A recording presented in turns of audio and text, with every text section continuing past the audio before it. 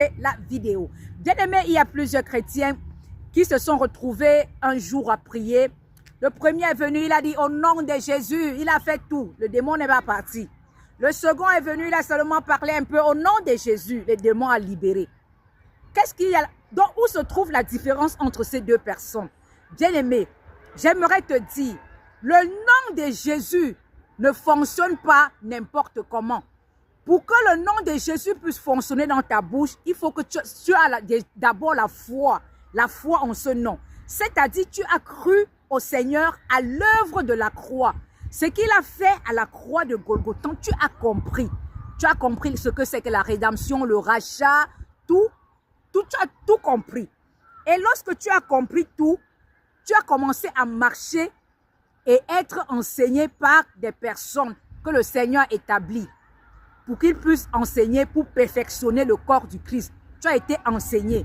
Et la Bible nous dit dans le livre d'Hébreux, Hébreux 10 au verset 7, que dans le rouleau du livre, il est question de moi. Bien-aimé, tu dois comprendre, avoir la révélation de Jésus dans l'Ancien Testament. Le rouleau de livre qu'il est ici question, il s'agit de l'Ancien Testament. Tu vas retrouver le Seigneur Jésus dans l'Ancien Testament, avoir la révélation et écouter le Saint-Esprit te conduire, avoir la vie de l'Esprit. Quand tu as la vie de l'Esprit, tu fonctionnes, le Seigneur te parle, il te dirige, il te donne des messages, surtout quand tu as également connecté cette vie de l'Esprit dans l'adoration, prière. Donc, un chrétien, il y a comment un enfant de Dieu doit fonctionner.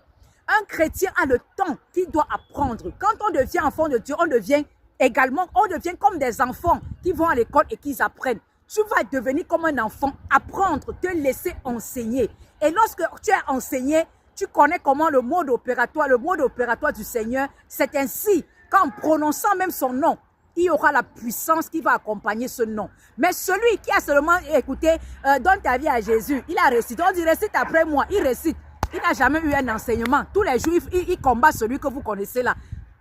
Tous les jours, il est là pour donner, pour dire que hôtel paye, sacrifice paye, pour qu'il a la richesse du monde. Bien aimé, celui-là n'a aucun pouvoir. Donc, tu n'es même pas encore sauvé.